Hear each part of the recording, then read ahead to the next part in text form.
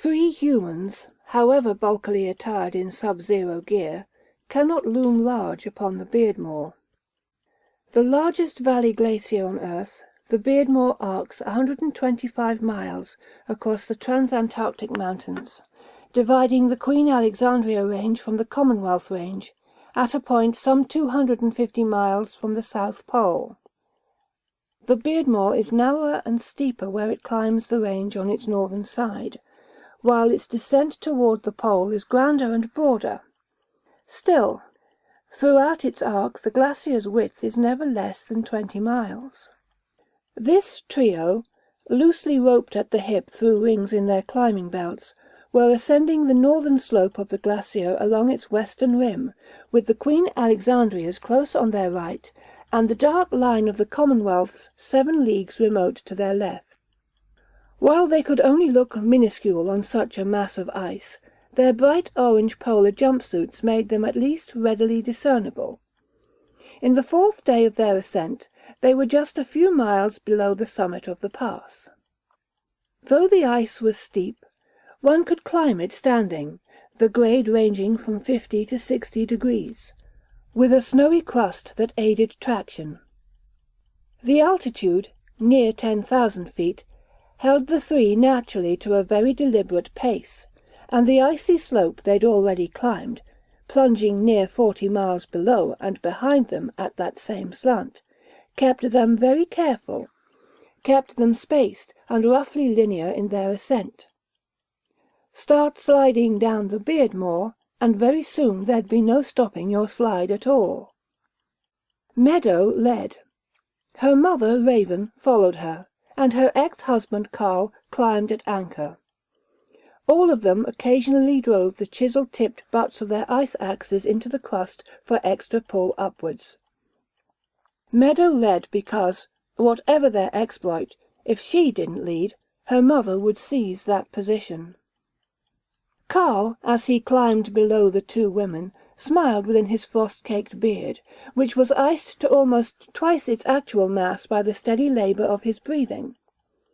His ex-wife's quiet, unrelenting combat with her mother had been an important part of their long marriage, as it had continued to be a part of their almost equally long unmarriage, in which he and Meadow still lived together more often than not. They'd willingly enough left to Raven, and her fortune, the logistics of getting to the glacier. She had debarked from them at McMurdo Sound. From there, most recent expeditioners chose to cross the mountains immediately over the Skelton Glacier, and trek along the continental shield, skirting the foothills of the range until, at the 85th parallel, they headed straight for the pole. But Raven had chosen the doomed Scots' somewhat shorter route of over a century ago. From McMurdo Sound, Scott had beelined more than 200 miles across the Ross ice shelf, and crossed the mountains on the Beardmore's colossal back. They'd reached the glacier in 5 days. Their little microcat had carried them, over good ice or hard crust, with Carl balancing on the tail bar. The cat was now parked at its northern end, for they meant to cross the whole glacier, and cross it back, on foot. Or rather, this was their minimum goal, for they were also agreed that when the Beardmore had been traversed from north to south, they would weigh continuing from there to the pole. Carl, from his position down at anchor, happened to catch a sharp look at his ex-wife and ex-mother-in-law in 3/4 profile against the ice field above them. Grey-eyed Meadow's broad cheekbones sunburned, her mother's sharper face black-eyed and brooding. Over their years together Raven had swooped on them, as it were, and snatched them away to the deep Amazon, to the Alaskan mountain ranges, to the volcanoes of Iceland, to the caves of New Guinea. She used her fortune to coax and challenge them into encountering the most exotic corners of Earth's magnificence. Both Carl and Meadow had long made very satisfying careers publishing their writings of the wonders that Raven had whirled them off to. Through those decades, Carl had developed a perfectly comfortable style of verbal sparring with his mother-in-law.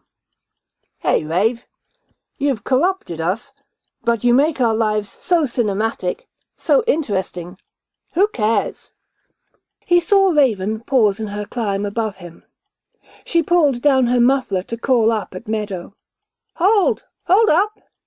He knew this meant another photo-op, and when he saw Raven turn to face down Glacier, he too looked down behind him to escape the camera's flash. The wide bloom of its light vanished down the colossal corridor of ice that plunged beneath them. She was a good photographer, and would see they got prints of all her shots. Though if Carl had accidentally gotten into this one, he would be edited out. "It's the Earth I'm recording, Carl," she'd once explained. Fair enough, he smiled to himself. Would they, in fact, cross these mountains and then go on to the pole and back? Another 500 miles. Though all were hale and hearty, Carl and Meadow were in their late 40s, and Raven her 60s. But such was Raven's relentless soul, and the relentlessly controlling use that she made of her wealth, that she'd already had a supply cache and a second cat airlifted to the Beardmore's southern foot, should her daughter and her ex-son-in-law show the spine to push their exploit onwards to the pole. Meadow would of course accept the challenge, and he, of course, would go along. To say they had been climbing 4 days did not mean they'd seen any sunsets. The sun wouldn't do any setting for another couple of months. Its low, reddish presence lent an opulence to the stark ice and black stone of this world, but a touch of the surreal as well. This was a place where nothing lived, no native life at all. Gorgeous, this harsh grandeur. But it was a grandeur that had the unrelented quality of a nightmare. The low sun's fixity conveyed the oddest sense of eternity, while its reddish glare expressed malign intent. He realized that Meadow stood waiting for Raven to catch up to her, and that both were beckoning him. When he'd closed the gap between them, Meadow said quietly, "Company." Only then did Carl see it. Perhaps 2 miles upslope of them, there was a tiny figure in yellow snow gear. The figure seemed not to be moving, seemed just to be standing, or kneeling, in the snow. They resumed climbing, closer together and a little faster. "Sick?" Raven asked. For the more they ascended, the more it seemed the figure was doubled up over something in front of them. It radiated an intense absorption in whatever it was engaged in. "Digging?" Meadow suggested, for now it had come to seem, as they studied it, that the stranger was at work on the snow that lay before it. Carl stepped into the lead, and the women allowed it. As they neared they traded glances, quieting their movements. An unspoken consensus settled upon them. The figure's activity expressed a degree of concentration that felt sinister. Whatever it was doing, its activity brought it to lean even closer to the snow, its business creating an aura of privacy and concentration that made the 3 of them increasingly uneasy. "Should we hail him?" Meadow asked. At this point of approach the shape began to look distinctly male. "Seems more natural to do it once we're closer," Raven said. It was not in Raven's nature to demonstrate special consideration for anyone till she had made a clear assessment of who they were and what they merited. The yellow shape still showed no sign of noting their approach, while a low, fitful noise, cough or grunt, could be heard issuing from where his face was thrust so close to the snow. What was he doing? Quite definitely a man now, and a pretty big one at that. "Ahoy there, friend!" It burst out of Carl, seemed to crack the silence like a calving glacier. The shout jolted the stranger sharply, but not quite enough to bring his head completely around. Instead he half turned back, thrusting his face into partial profile, and Carl thought he glimpsed that the man was vomiting, or that something was coming from his mouth. But in the next instant the man flung himself face first into the snow and squirmed and thrashed there, creating such an epileptic frenzy amid the drift before him that the three of them froze where they stood. Karl spread his arms to fence the women behind him, hefting his ice-axe with his left hand and thinking of the .45 automatic buried too deeply in his backpack for a quick deployment. But then the stranger, seemingly suddenly purged of his seizure, flipped over and lay facing down at them, his back against the churned snow he'd heaped up behind him. His face was a wildness of black beard and brows. His eyes were little inky whirlpools of what looked like both fury and wild delight at once. His paroxysm had left him breathing heavily, and Karl, who was himself breathing hard from the climb, had the mildly hallucinatory impression that the man's entire body slightly swelled and shrank with his respiration. "Are you all right? I didn't mean to startle you," Karl called. "How could you startle me?" So odd, faintly warbling, was the stranger's voice, and so ambiguous his intonation, that Karl stood at a loss. Were the words reproachful? How could you? Derisory? How could you? Suddenly Karl felt that the three of them stood in danger, or that they faced, at least, a profound strangeness. He struggled to understand his emotions. Here he was, feet planted squarely on the frozen basement of the earth, the precarious sun that hover not too far above the planet's frozen horizon. Here, on an immense glacier not 300 miles from the pole, in the gigantic void at Earth's end, he stood. And here he had stumbled on a stranger who seemed unable to believe that there could be startlement at meeting unknown others near the crest of one of the most perfect desolations on the planet. Quite vividly it replayed in Karl's memory, the man's furious scrabbling in the snow just after he became aware of their approach. He had buried something. Buried whatever it was he had been so busy over when they first sighted him.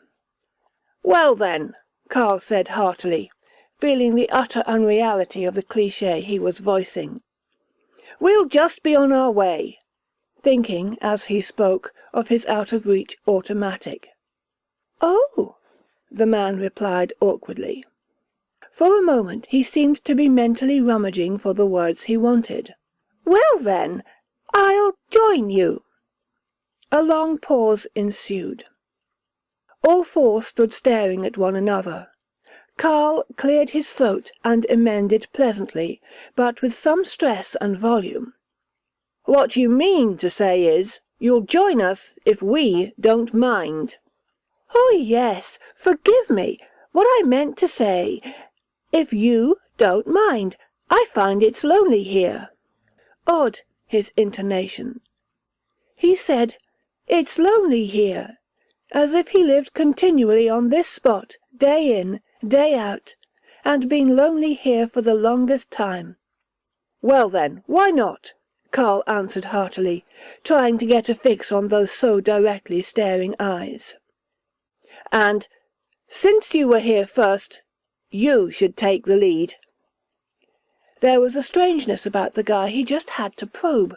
He watched to see if the absurdity of his saying, "since you were here first," registered with the man. But the man nodded solemnly and led off. As the tall stranger strode out to point position, Karl beckoned the women close. "See where he was digging? We gotta make camp within the next mile or so one of you can come back here and dig it up. I intend to stay near him with the pistol from here on out. I mean, he's not even carrying a pack. He's hundreds of miles in country. How has he survived this far? You guys stay between us, till I get the piece out of my pack and into my belt. When I signal you, you slow down and let me get up behind him again." It was not lost on any of them that the man hadn't even thought to tell them his name, or to ask theirs. He wasn't even feigning normality. And the afterthought haunted them, that just perhaps the guy simply didn't know how. As he trudged in the van they followed him for less than a mile, till the crest of the glacier was wavering visible above them in the blown snow.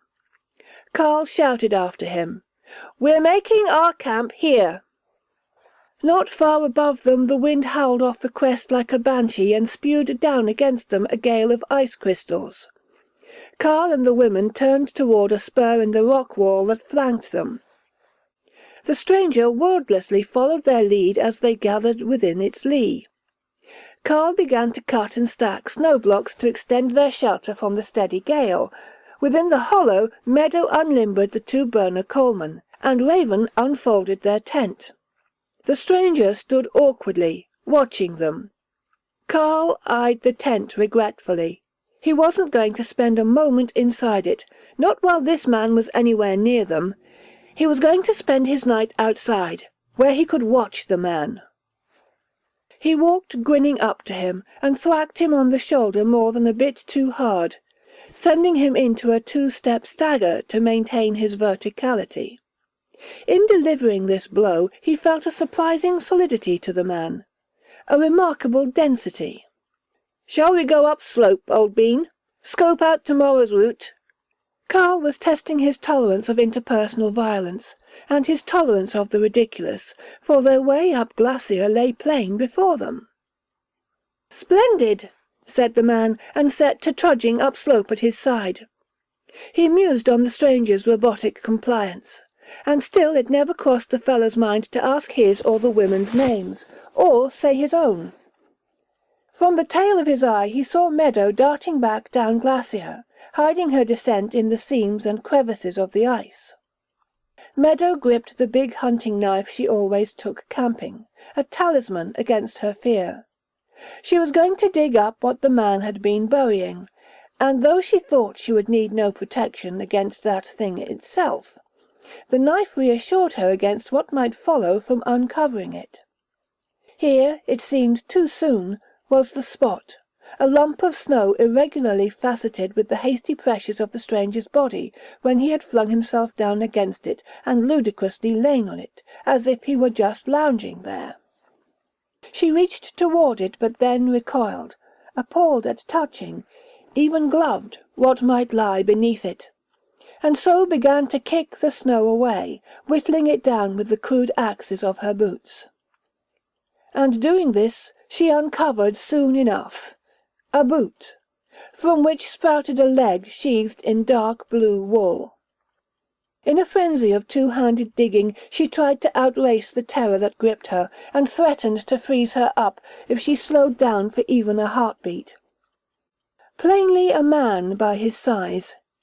Yes, thick-bodied when she got to his middle, the dark blue wool parka solidly filled with a belly that felt, through the fabric, frighteningly hard, as if, within the garment, it had already frozen clear through. Just below the shoulders she abruptly stopped digging, because just above the shoulders the enveloping snow was stained red. "Dear God, dear God, dear God!" she moaned. I've got to! She couldn't. "We've got to know! Right away! They're up there with him now!" As to a stranger, Meadow hissed these remonstrations, which somehow unclenched her just enough, and she plunged, arms windmilling, tearing the ensanguined snow in a frenzy from the corpse's neck and head, sending the spoil of her digging behind her in a crimson spray. What this revealed was neither neck nor head, but a 6 inches of denuded cervical spine and a naked skull. Even the eyes picked away from its sockets, and every fleshy morsel of the face and throat, all gnawed away, save for shreds of skin and hair which, like a hellish confetti, besprinkled its icy casket. Meadow stood, gasping for breath as if it were her own windpipe that had been gnawed off of her spine. She saw up on the glacier's slant 3 small dark shapes, like little exclamation marks printed on the ice sheet's page. Rearmost, her mother anchoring the tent, A bit upslope the two men, one of them her Carl, the other the stranger. The monster. She must get back up to them, make Carl see he had to kill that stranger, at once, and right now. She must be quick, or the stranger might see her discovery of his bloody work. Dog-like, she reburied it, clawing snow backward between her legs, masking the corpse. Gasping with her exertions, she realized the vicious cold had stunned and weakened her.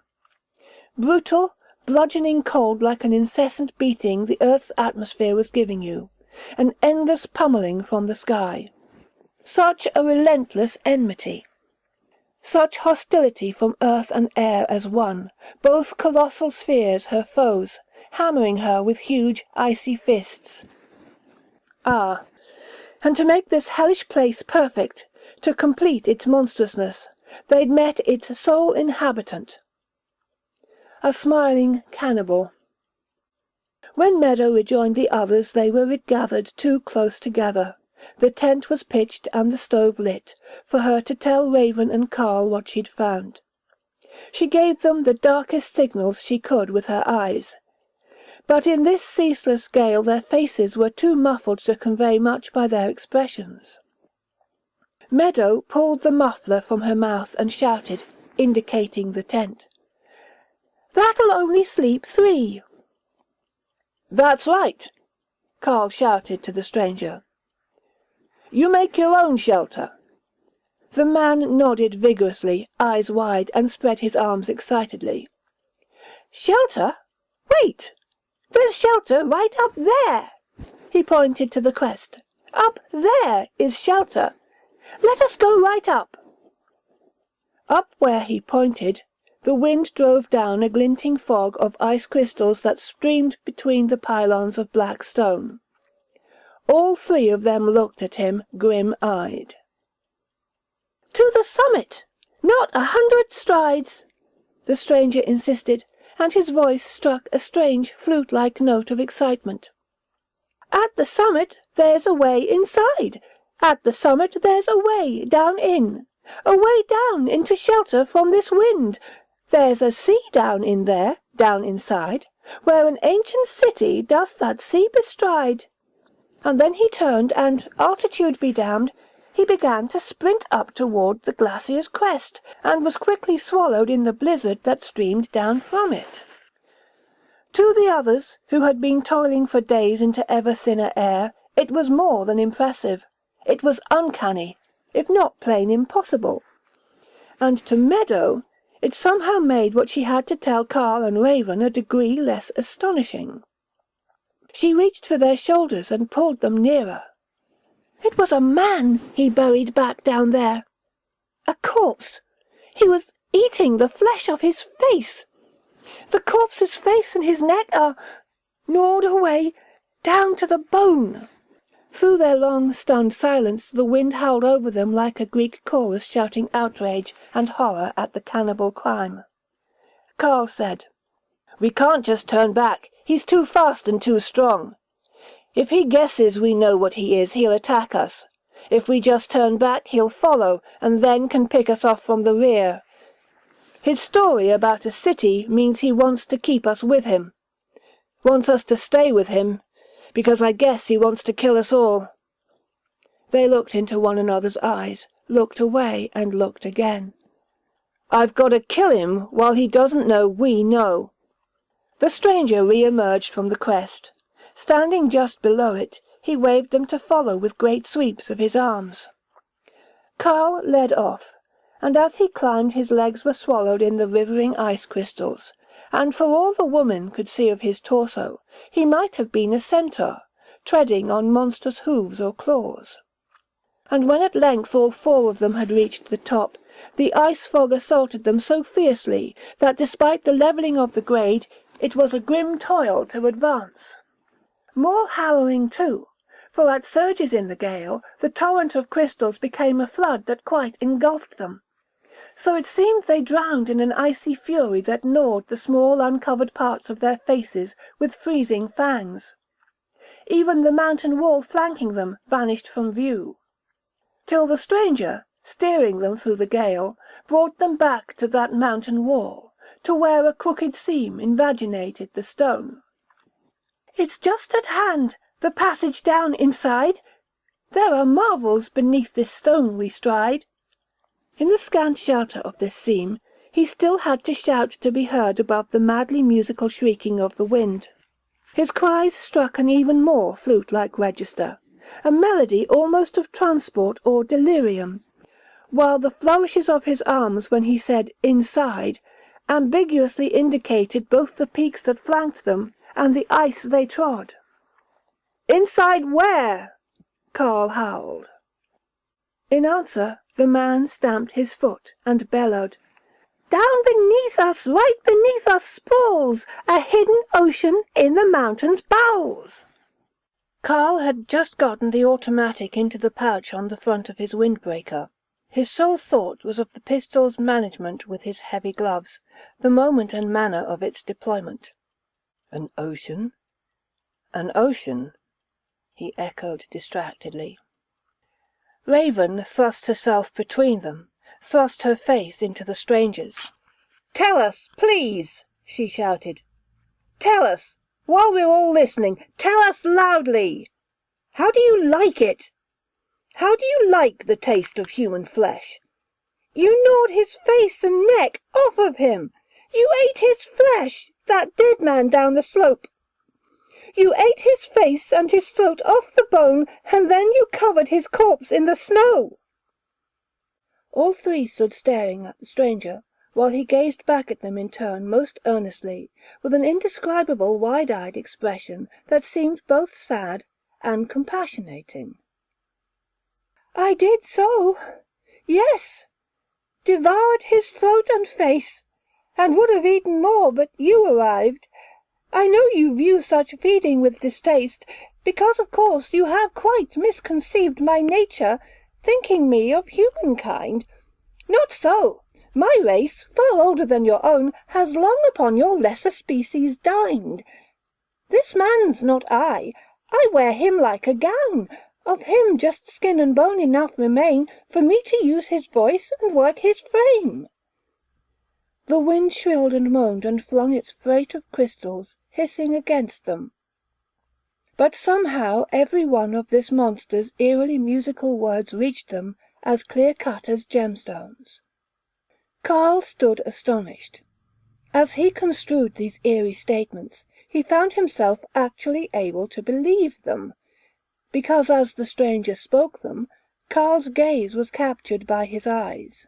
And within those ceaselessly, subtly mutating eyes, though they had been a man's, there was now nothing like a man at all. Karl felt he was looking into an endless stream of different creatures' eyes. "It grieves me to devour one of your kind," the stranger urged. "But might not one of you, adrift out here, freezing, starving, wandering snow-blind, devour some native creature to endure?" Of the three struggling to absorb this, it was Meadow who first managed speech. "We're no more native here than you are," she cried, "and we've killed nothing. You've killed 2 of our kind." "And how it grieves me! But I can't undo the crime which even now forestalls my doom, and still my life's not saved till I've won through, down where my deliverance lies entombed. Please, let me purchase pity for my plight. I can guide you down where I am bound. It's subterrene, yet not devoid of light, and there's a sea and city can be found. That place lies close to hand, not far below. Are you not explorers? Dare you go?" Though the howl of the wind never ceased, and was indeed a shrieking holocaust, it seemed like a silence they stood in, so distinctly they heard the stranger's eerily melodic invitation. Raven's mouth moved twice, 3 times before her answer came. "Will it be a world we can return from?" "Yes, though that depends on what you do, because that sea has many denizens, that city throngs with monstrous citizens, Forgive me now, but if you wish to go, the moment is at hand. I'm bound below." The gully they stood in spared them just a fraction of the numbing gale that roared through the pass. Carl, Meadow, and Raven stood amazed at the uproar around them, and after a moment, even more amazed at the willingness they felt to follow him. The stranger wheeled and led them down into a turning of the gully they stood in. The gully opened wider and twisted back into the glacier till it became an icy tunnel. As they followed it deeper into the ice, the twisting seam was faintly lit by the glacier's translucence. It seemed as well that a dim luminosity, a delicate bluish nimbus surrounded their guide himself, so that he made their ice-bound journey seem submarine, as if the arching tunnel wall were a paralyzed wave. But was this glacier truly static? For, out of the wind's brute howling, they found the ice had a voice, a vast dim utterance of creaks and groans, wherein all three felt deep, unceasing menace like a muttered threat. They realized the ice, stupendously heavy, never ceased to grind inchingly down the mighty pass it paved. Almost they felt its incremental gnawing on the mountain it mantled. Then the stranger led them through a ragged portal, and abruptly they were out of the ice and tunneling through stone, and perfect dark. Now only that dim effulgence that the stranger shed gave them any sight at all, while they, behind the little sphere of his faint glow, moved in blackness absolute and trod the stone in pure blind faith that it was there beneath their feet. Their only sense of time was the clockwork of the steps they took descending through the mountain bone, until they discovered that it was no longer a tunnel they trod, but more precisely a deep channel in the stone, while above and to the right of them a vast dim void had opened out. Their channel deepened and steepened, and they were following it down the flank of a colossal terrain. It was brutally cold. The air faintly stirred as the vast openness of the underworld they sank through grew plainer and plainer about them. The stranger implacably marched them down and down, his feeble glow a ghost before them, as this Tartarus of gulfs and dim vaults declared its grandeur by the loudening echoes of their boot soles, and the expanding loom of overarching stone. Carl struggled with a mounting disbelief at his own compliance, a growing panic as they walked unresisting behind a cannibal guide down into their tomb. Now the bluff they descended yawned majestically to the left, and the immensity they moved in grew more visible, for it seemed suddenly they had a sky of stone, colossal vaults of ragged rock, vaults that were leagues and leagues across, all the roots and foundation bones of superincumbent mountain ranges towering up into the overworld. Beneath this chasmed sky there opened out a dimpling terrain threaded with dully phosphorescent rivers that all led down to a vast, dark, slowly heaving sea. They rounded a last half-concealing precipice, and then that black ocean opened out before them, its whispering, breathing deeps unending. Its horizon dimly underlay huge purple-black storm clouds that seemed foundationed on that abyss itself. Its shoreline stretched endless to left and right, the black waves foaming, phosphorescing in. And less than a mile down an interminable shore, there sprawled a great walled city. Imperial it seemed, the walls colossal, a full 2 furlongs high, those parapets of titanic ashlar. These walls in turn were surmounted by great barbicans, within whose crenellations perched gaunt arbalests and catapults like the crooked, brutally muscled limbs of giant demons. It was the fortress surely of some monstrous race, and its walls thrust out fully 2 miles into the inky sea on huge piers, amid whose pilings the dark surf ceaselessly foamed and luminesced. Monstrous race, indeed!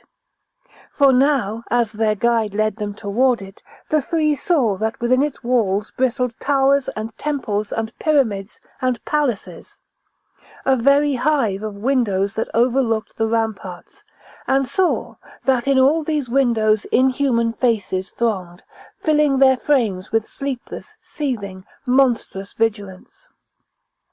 Meadow, raven, carle, emerging from the trance of their long descent, began now to take in the features of these countless denizens, who swarmed the parapets as well as the windowed towers and spires. Multiply limbed, or winged, or grotesquely clawed were many. Many were fleshed, but many more than these were furred or plumed or scaled beneath the breastplates and casques they wore. Some stalk-eyed, others beaked, some jawed like carnivorous beetles, or fanged and supple-necked like serpents. Inhuman fortress, thronged with nightmares. And all these nightmares, in their seething circulation on those ramparts, maintained unblinking vigilance upon the inky sea whose breakers rolled phosphorescing in beneath their pier. Halting them, a distance from the citadel, the stranger stood gazing, as did they. He stared with dire, brooding wrath, his brow contorting like a nest of snakes. His followers stared in simple stupefaction. They had been led down to a fever dream of the impossible. That giant citadel, those nightmare polymorphs who peopled it, all of them twice or three times human stature. The trio stood gasping, confronting what they felt their minds unable to contain. All those monsters were as real as the breath they drew, as the hammering of their horror-struck hearts. Their guide stood silent, letting the grim citadel and those who swarmed it assault the senses of the three he'd brought here. "Did I not tell you I would show you wonders? My gift, the expansion of your hearts and minds. See prostrate greatness which base vileness plunders. See boundless glory which foul evil binds. I make you witness our despoilation, that you might see our conquered greatness rise to extirpate its vile infestation, and witness our rebirth with your own eyes. First then, know that there—" He swept his hand at the great piered metropolis, and his anguished outcry rang plangently above the surf. "Stands Xanadane, my race's home for centuries defiled by monstrous things whose presence still profanes her sacred precincts with their bodies vile. Long did she flourish in her glory here, this primal home and nursery of our might, until nigh to her 1500th year, when came eclipse. 800 years of night. Behold, they still benight her, still defile our capital, those foul usurping throngs. 8 centuries we've now endured exile, while Xanadane to Shoggothoi belongs." The stranger's outcries echoed as if from the lungs of a far bigger man. Their reverberations crisscrossed the waters, and in his voice his three hearers felt an ageless outrage and an ancient longing. "We fashioned them, our polymorphous slaves, made them to toil in the abyssal deep, used them for salvage, miles beneath the waves, where cargo-laden vessels sank to sleep. For know, our days of empire and rich trade, with cities just as grand that stud these shores, saw both great commerce and fortunes made, and saw, too, naval conflicts and trade wars.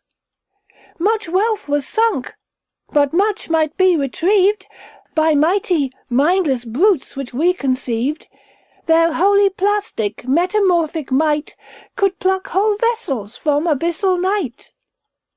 That they should breed intent, and conjure guile, even as we bent them to our wish and whim, that they should plot our downfall all the while that we, complacent, wrought and wielded them. Behold their mocking metamorphoses, in endless flux from shape to shape they seethe. Ceaseless mutation of monstrosities, to mock us is the very air they breathe." And indeed it was so. So variously monstrous as they were, each one of them, steadfastly viewed, was itself a fugue of forms in flux. Here a fanged jaw melting to a cruel hooked beak, there a wolf's eyes multiplying to a spider's compound clusters. A restless mutation of grotesqueries ceaselessly reshaped those beings, one and all. Treacherous slaves! To be so new to guile! And yet so slyly did they mask their wiles, for plain we see now, in our weedy deeps, that they grew sly while our wits lay asleep, and while they practised cunning, kept it cloaked, then overthrew us with one mighty stroke. A mile offshore the sea-floor plunges steep, nigh 2 leagues down to zones of benthic murk, where vast-jawed things do sprawl, but never sleep, devouring lesser giants in the dark, in which deep's myriad shoggoths all cohered into one night-black muscle 2 leagues wide, which, with a mighty shoreward thrust, upreared a tidal wall which swept in to collide with Xanidanes, and seized in foam-white jaws full half our folk from off her walls and towers, who fed at once those shoggoths' acid maws, and augmented their imitative powers, while we survivors, in those towering tides, were dragged offshore, our tenure thus annulled, and in those deeps our nation still abides, to haunt the citadel that once we ruled. Conceive, in the vast reflux of such seas, groping for weapons that we could not find, torn from anchorage we could not seize, wheeling and tumbling, broken and bludgeoned, and blind. Oh, feel with me our wretched outcast state. We who could build a citadel like this, to be overwhelmed by brutes we did create, to be compelled to haunt the dark abyss, whence oozed these monsters who now throng our walls, who lord it in our mansions and our halls, whilst here we lurk, like banished criminals. As he said this, such hate in his hoarse voice, such torment in his twisted face. And his hearers heard more than loathing, heard as well a terrible nostalgia in his outrage. But something kindled in his eyes then, and he smiled. But why with strangers from a happier race should I our dolours, our despair rehearse? Why thrust on you our grief and our disgrace, even now when our ill fortune is reversed? Here a glint of joy bejewelled his eyes. Oh, my dear, so comically shaped friends, my penance done in one of your odd frames, for that epithet will surely make amends. But, friends, it seems a thing contrived by fate, that you stand this moment at my city's gate. For why was I abroad up in your world? I and many cohorts, truth be told, stand and see the mysteries unfurled. Stand and hear. The history is told. Sweet fruition of a long-sought bliss, my allies now converge on every fortress, 500 leagues up coast and down of this, and yours the rarest luck to stand in witness. And when these vile Shoggothoi are slain, and purged and cleansed are all our citadels, there shall be echo o'er the heaving main, the solemn sounding of our temple bells. And when we've purged as well those citizens who made vile treaty with vile Shoggoth lords, and transformed them to sea-floor denizens, then, pure, renewed, begins our afterwards. To you 3 is given to witness all, yet still up to your sunlit world return. Whatever you might try to tell will fall upon deaf ears, and scoffs and sneers will earn. When you've returned up to your icy door, your route will in that instant be no more. What probes your strange reports might stimulate will prove you comic crackpots to your mates. Now in advance I tender my remorse for homicides to come. Not yours, of course, but I have found your species' flesh quite sweet. I knew it long before we chanced to meet. Nor are my many fellows unaware that your breed make a meal beyond compare. But come, I have been pent up long enough. Please stand away, that you might not be splattered. This envelope of yours is messy stuff. A trifle farther off it tends to scatter. Then, explosively, rather horribly, with a mighty flexion of his true and inmost body, he exploded the shell of bone and flesh that enclosed him, spherically dispersing in a spray the much-thinned remnant of his human guise.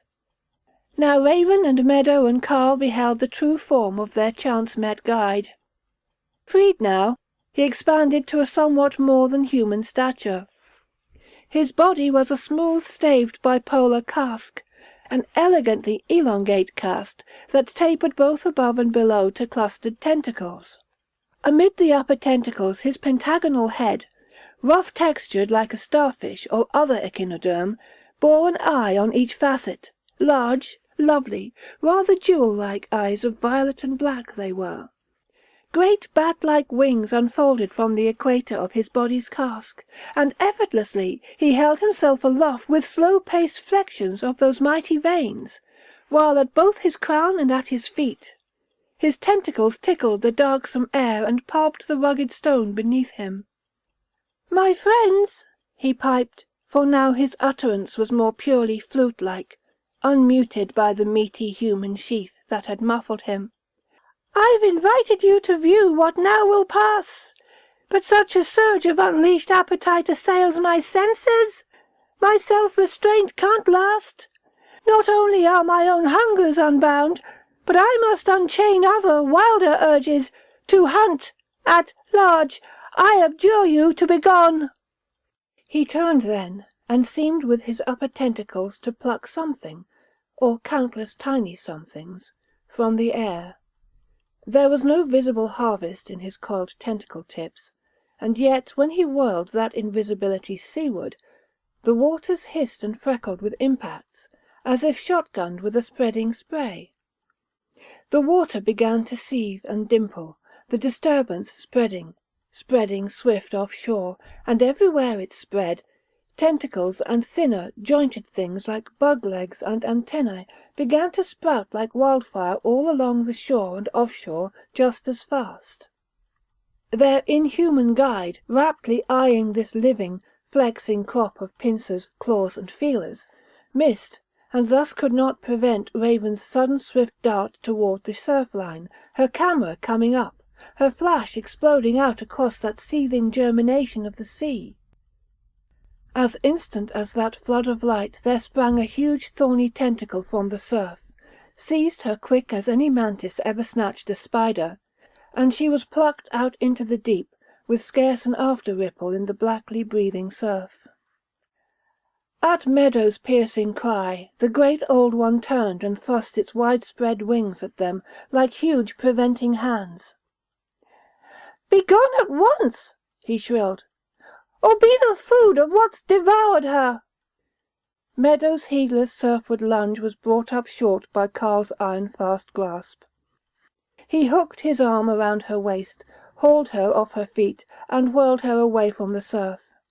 She fought convulsively.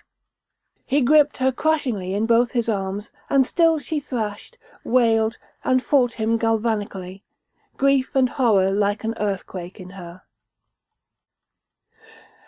"Begone upon your lives!"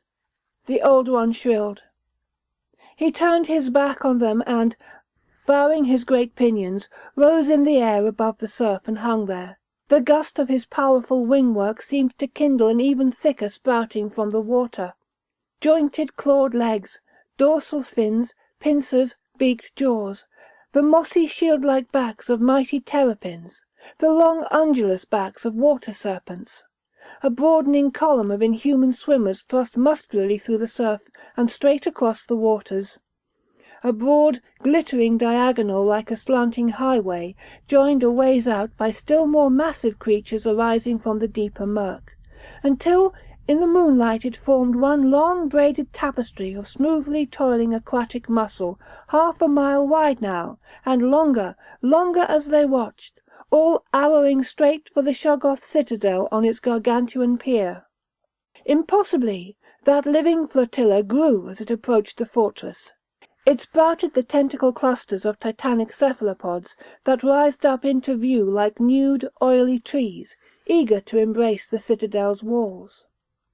To swell that armada, from the deeps offshore there surfaced ship-sized shapes in colossal armour, vast jointed dorsal plates, and upraised dripping claws the size of siege-engines, crustacea big as whales.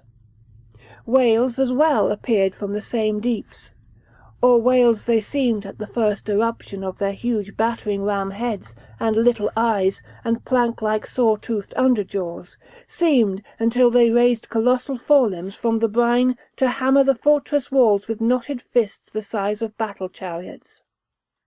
But were these serpents now that followed them up from the deep? They came rippling along behind each cresting wave, supple, lacquer-red lengths so multiply segmented that they flexed as smooth as snakes, but each segment of them had its pair of sharp little legs. Sinuous, lithe, they threaded their way amid the pilings of the pier. 100 strides long was each one, and each knotted together a half-score of pilings apiece, and then tightened until, slender though the creatures looked, the massy timbers groaned and creaked, and some began to crack and splinter. Now the polymorph pier-folk, Shoggoths all, half abandoning their bestiary guises, came pouring down the pilings, blades flashing in what still were limbs, while oozing slug-like down the beams upon Shogothian lower halves, for should the pier be toppled, the water swarmed with their destroyers. These moments of multiple convergence reached their end. Whales, cephalopods, serpents and crustacea were ramming, splintering, and climbing the embattled, tottering outpost of the Shoggothoi. Halfway up the coastal hills, Carl stood holding Meadow as they watched the demolition of that stronghold. The great Old One came gliding up to them and hung before them on the air. "I grieve your loss," he fluted. "She seemed both brave and brilliant." Carl held Meadow, weeping, to his chest. "She was both brave and brilliant." The Old One put in Carl's hand a glowing blue sphere.